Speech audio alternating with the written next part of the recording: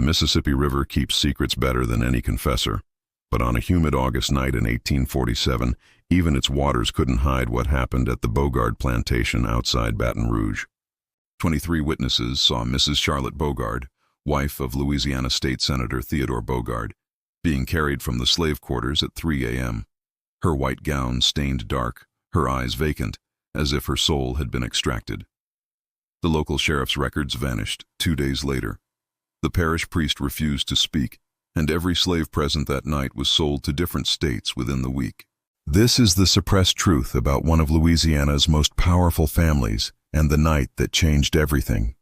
Before we continue with the story of the Bogard plantation, if you're fascinated by America's hidden historical mysteries, make sure to subscribe to The Forgotten Liturgy and hit that notification bell.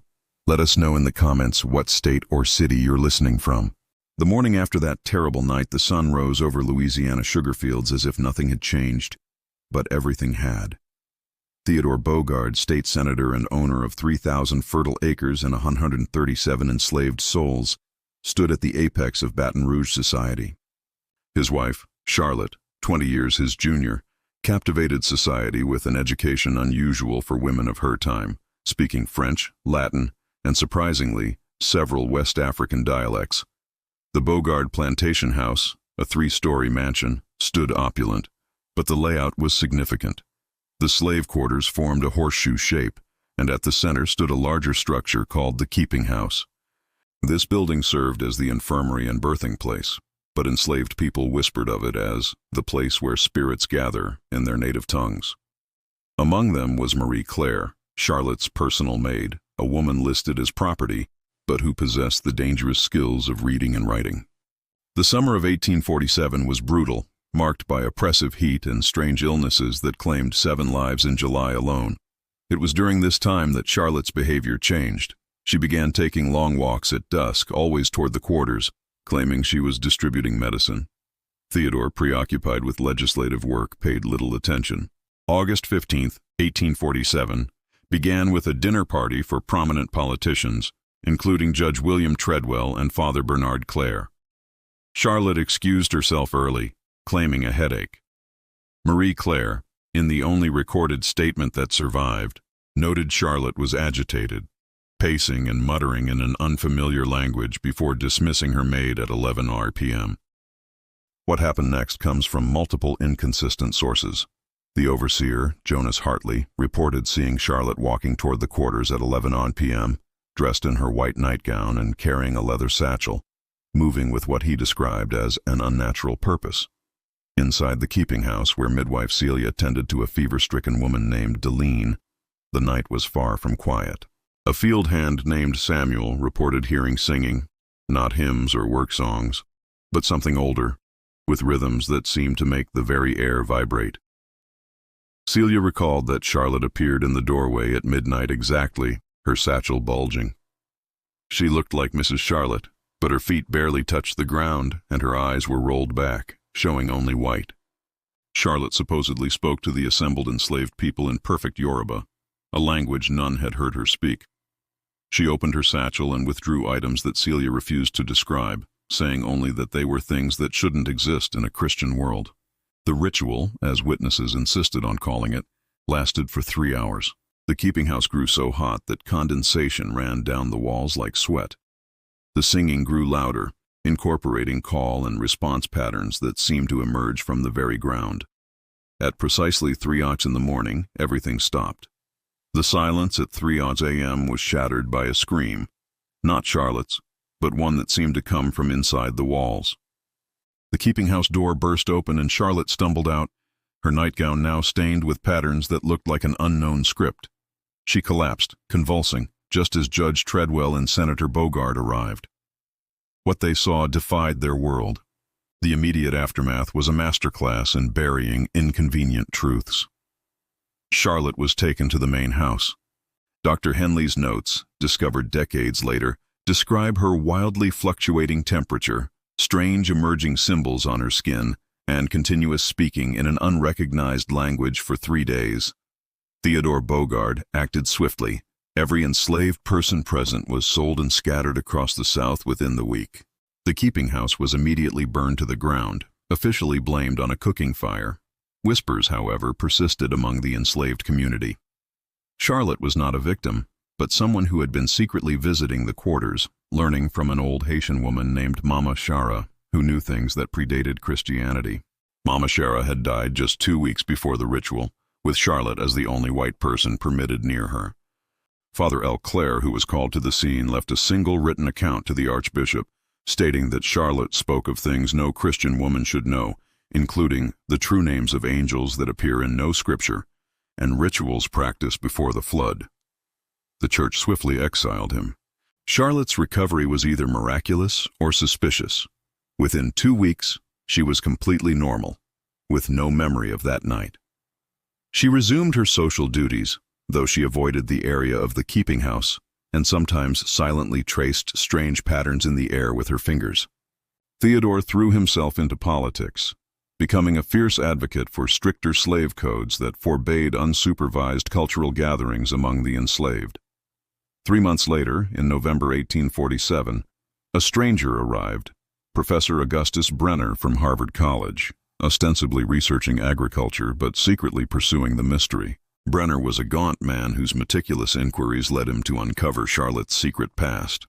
He found that her family harbored generational secrets of witchcraft and, more significantly, that her time in Paris before marriage was spent not in a finishing school, but with a group of scholars studying ancient texts and the occult. Her primary associate was a Haitian scholar who vanished in 1844, his collection of pre-Columbian and pre-colonial religious texts disappearing with him. Brenner's investigation turned dangerous. A former overseer, Colton, drunkenly confessed that Charlotte brought something in that satchel into the keeping house, claiming he saw pieces of the night itself had come alive. Colton was found dead 2 days later from alcohol poisoning. Brenner's most significant discovery came from Marie Claire, Charlotte's former maid, who was hidden by free people of color in New Orleans. Marie Claire, for a price, revealed that Charlotte had been collecting specific items, soil, water, and personal effects from each of the enslaved people, using their true names, not the ledger names. Charlotte had told Marie Claire that she needed to complete the circle that was broken, between the old world and the new, believing that restoring these severed connections was the only way the strange regional fever could be stopped. Indeed, the debilitating fever that had plagued the region ceased completely after that August night, as if whatever had caused the sickness had been satisfied or expelled. As November turned to December, the Bogard plantation grew intensely unstable. Theodore was plagued by nightmares in which he spoke in multiple voices, an old woman's Creole, a child's Latin, and a horrifying simultaneous chorus, waking with deep patterned scratches on his arms. Charlotte would calm him by whispering in an unrecognized language, inducing a death-like sleep that lasted exactly 12 hours, during which his room grew so cold that frost formed on the windows. Meanwhile, the new enslaved workers reported strange occurrences, tools moving on their own, warm soil in cold mornings, and the same Yoruba singing emanating from where the keeping house had stood. Most unsettling were the doubled sightings of Charlotte. Witnesses swore they saw her standing motionless in the cotton field or kneeling at Mama Shara's grave, even as house staff confirmed she was hosting a quilting circle in the parlor. She was seen simultaneously in 2 places, moving with an eerie duality. Professor Brenner discovered historical records that connected these events to a large, recurring pattern. Every generation or so, a woman served as a bridge between worlds during times of spiritual imbalance. These women, like Marie Thébido, 1791, and Elizabeth Fortier, 1815, restored equilibrium, but the cost was always madness, disappearance, or death within 7 years. Charlotte Bogard was the latest in this line. In December, Charlotte's pregnancy defied medical explanation. Dr. Henley documented her abdomen's inconsistent swelling and the movements which he described as deliberate, almost intelligent. Most chillingly, when he listened for a heartbeat, he heard what sounded like dozens of hearts, all slightly out of sync, a congregation of hearts, all beating with different memories. Charlotte herself remained outwardly normal, but hosted tea parties where she'd stop mid-sentence to stare blankly for exactly 13 seconds and embroidered baby clothes with geometric designs that seemed to shift. Theodore, however, was deteriorating rapidly. He had lost 30 pounds, refused to eat meat because it tasted of grave soil, and couldn't be near mirrors. Most disturbingly, he began writing letters to people who had died years before, his grandfather, a drowned business partner, discussing the terms of the agreement and safe passage. He also wrote daily to someone he called the Keeper, begging for more time to prepare the vessel. On December 15th, a stranger named Madame Celeste Arseno arrived, claiming to be a relative. She was elderly, wore all black, and spoke in a clear whisper. Though Charlotte showed no recognition, Theodore insisted she stay. Madame Arseno made immediate, disturbing requests: soil from 7 plantation locations, water collected during the new moon, and a vial of blood from every person on the property, enslaved and free. When the overseer protested, Theodore violently demanded compliance.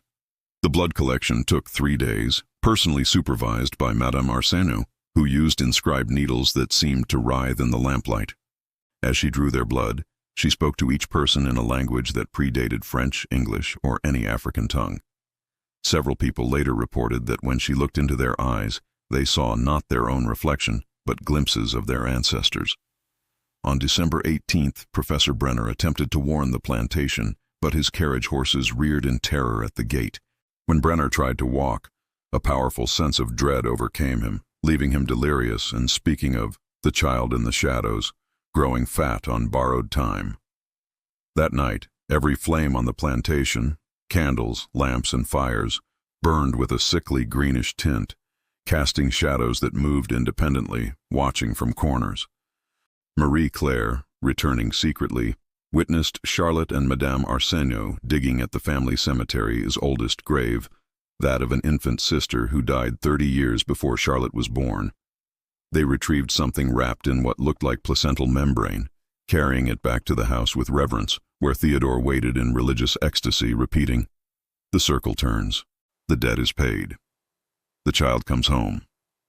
On December 20th, Charlotte announced she was just now pregnant, despite weeks of physical evidence showing advanced pregnancy. She insisted conception occurred that morning at dawn. 9 days it will grow, 9 nights it will gather, and on the 9th hour of the 10th day, it will crown. This meant December 29th, a date Brenner's research identified as significant in occult traditions, when the veil between worlds was thinnest. The staff began abandoning the plantation in terror. However, old Benedict, the stable master, secretly sent word to Father Jean-Baptiste Duchesne in New Orleans, an elderly priest who had dealt with the 1815 incident and understood the historical pattern playing out at Beaugard. Duchesne immediately began gathering items not used by the church since early colonization, items existing in the gray area between Christian ritual and something far older. Meanwhile, Madame Arseno began the preparation of the vessel. Charlotte spent hours in a sealed room marked with patterns of salt, ash, and ground bone, while Arseno circled her, speaking in a whisper that sounded like wind through an ossuary, a repository for bones. Theodore had ceased sleeping entirely, furiously writing in a journal filled with architectural plans for something that existed in more than 3 dimensions, annotated with terms like load-bearing sorrows and foundational griefs. On December 23rd, the animals began dying, roosters at dawn, pigs at noon, and by evening, every horse was dead, their mouths twisted into human smiles. Only the cattle survived, lowing continuously, a sound like a hymn sung by creatures that had forgotten they were animals. That night, Charlotte disappeared. Theodore found her room empty, the window open, and symbols drawn on the walls in blood and ash. In the center of the room where her bed should have been was a perfect circle of absolute darkness, a hole that pulled at the light around it, going deeper than the foundation of the house, perhaps deeper than the earth itself. From the darkness, Theodore heard Charlotte's voice, multiplied and harmonized across different ages, child, young woman, and unlived old crone, all speaking the same words. The payment comes due. The circle completes. The child rises from the foundation of sorrow. Theodore's scream brought the household running. Madame Arseno appeared in the doorway, her true appearance something witnesses could not agree upon, impossibly ancient, heartbreakingly young, or multiple women occupying the same space. "It is time," she announced. "The vessel has descended to gather what was scattered. She will return with the payment required." A search party, armed with guns, crosses, and iron horseshoes, followed Charlotte's trail. Her footprints were wrong, showing overlapping impressions of every age: child, adolescent, adult, and elderly shuffle, all walking the same path simultaneously. The trail led directly to the ruins of the keeping house. There, in the center of the burned foundation, Charlotte sat in a perfect circle of ash and debris, her white nightgown spread like a shroud. But she was not alone. The shadows around her had taken form. The men who arrived at the ruins saw specific shadows: the enslaved people who had been sold, the fever victims, and older, stranger shapes that predated human presence on the land. Charlotte, her eyes rolled back to white, was communicating with them, speaking names that caused the shadows to momentarily solidify. She withdrew the vials of blood from her leather satchel, pouring them into the circle, which made the corresponding shadows grow more present. She scattered the soil samples in patterns corresponding to future constellation maps. Then she unwrapped the bundle retrieved from the infant's grave. It pulsed with vitality, growing and changing shape as they watched. When Dr. Henley crossed the ash line, he screamed, instantly experiencing the entire history of the land, and realizing Charlotte was orchestrating a birth, not of a child, but of an accumulation of all the children who had never been born, all the lineages cut short. The thing growing was the concentrated possibility of all those lost lives. Charlotte's voice rose to a crescendo, speaking in languages that bypassed the ears and resonated directly in the bones. The shadows spun faster, creating a vortex of darkness. Theodore, aiming a pistol, was stopped when Charlotte's eyes focused on him with terrible understanding. "It's already done, Theodore," she said in her normal voice, coming from everywhere at once. "The payment has been made. The circle is complete. The land will have what it's owed." Charlotte convulsed in an ecstasy of agony. The bundle rapidly cycled through ages, infant, adolescent, while the sound of a multiplied, harmonized newborn cry came from her now swollen belly. The shadows condensed, rushing into both Charlotte and the bundle. Judge Treadwell threw the holy water he carried onto the circle. Steam rose from the earth, and in the steam they all saw visions. Indigenous shamans beginning a ritual centuries ago, Europeans breaking it, and enslaved Africans trying to patch it. They saw the end result. The land itself remembering everything done upon it, the memory taking physical form. Charlotte collapsed, and the bundle solidified into a 3-year-old child thing whose features constantly shifted, showing faces of different ethnicities and eras. Its voice was the combination of every language ever spoken on the land. "I am the debt made flesh. I am the sorrow given form. I am what you owe and can never repay. I am here to remember, and in remembering, to balance the scales." The child thing whispered something to the sobbing Theodore that made him scream as if his soul was being flayed. Then, the child dissolved, the shadows returned to normal, and Charlotte lay unconscious. The only immediate evidence was that every man present had aged visibly, their hair showing new gray, their faces new lines. When Charlotte was carried back to the house, transformations began. Every mirror cracked spontaneously, forming maps of the Underground Railroad. Theodore's library reorganized itself not by subject but by the emotional weight of the contents. Most importantly, every enslaved person on the plantation had the same dream. The child walking through the quarters, leaving bloody handprints on each door. With these handprints came knowledge. They knew the true names of ancestors, the locations of scattered family members, and which overseers to trust.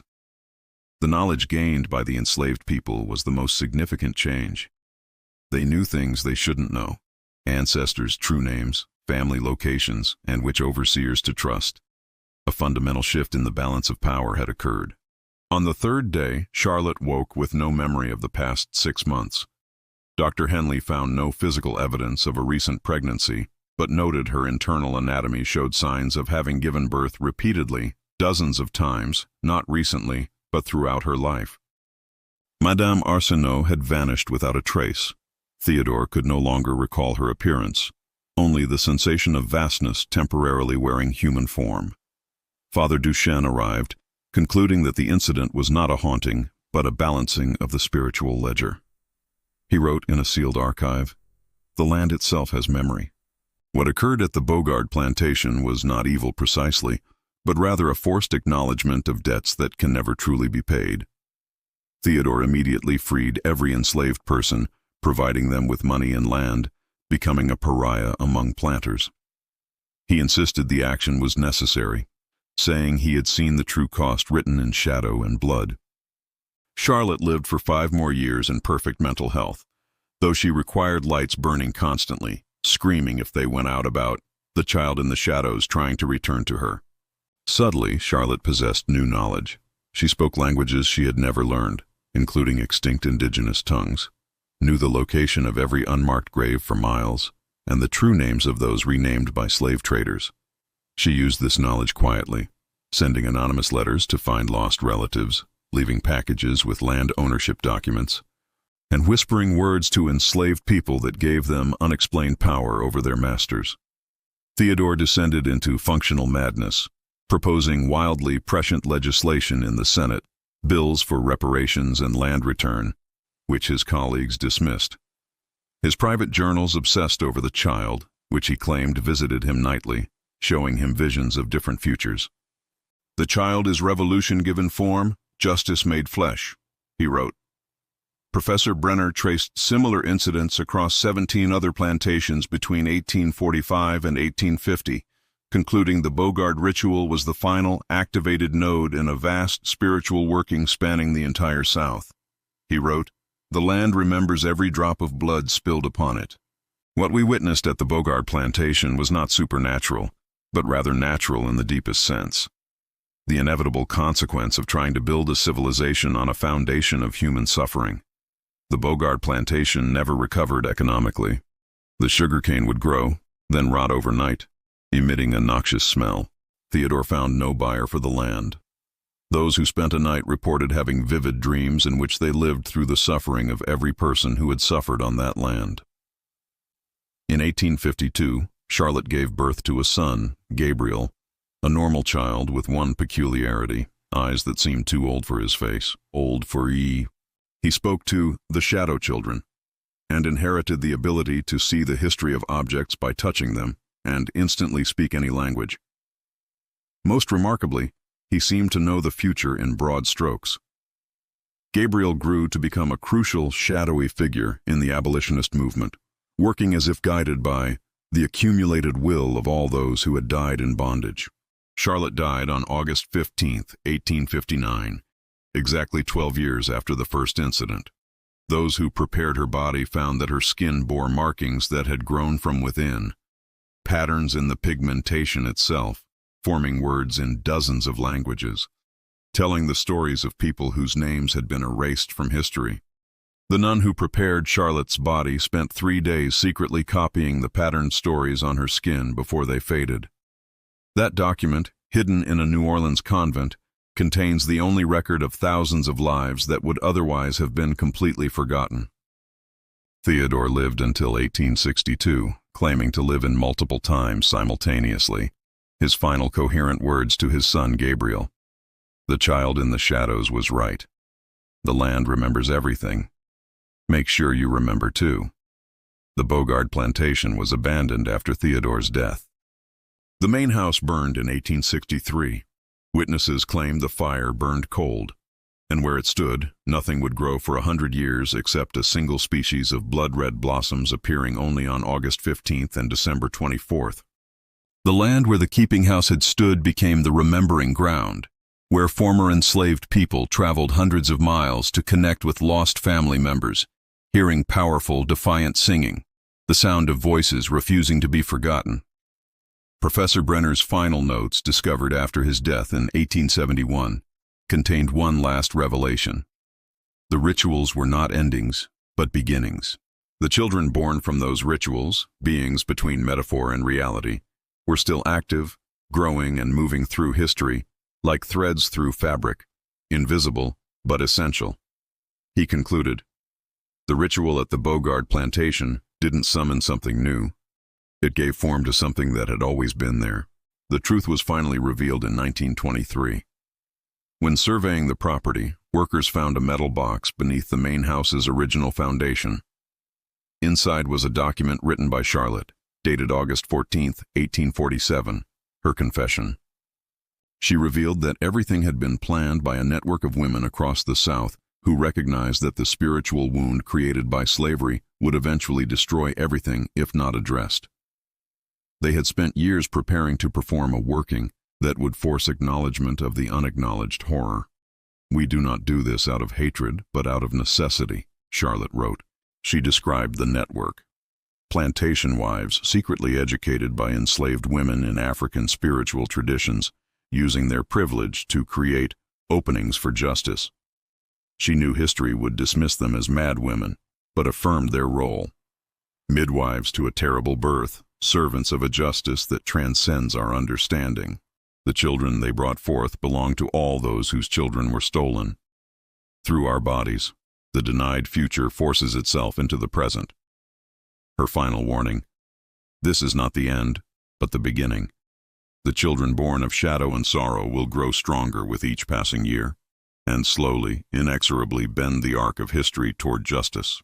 Today, the site of the Bogard plantation is an empty field, still avoided after dark. Locals report lights moving in patterns and hearing singing, African chants, indigenous prayers, all harmonizing into the voice of the land itself. The descendants of those enslaved at Bogard speak of dreams where ancestors are made manifest, of children born with unexplained gifts, and of a debt paid in shadow and blood that somehow set something free.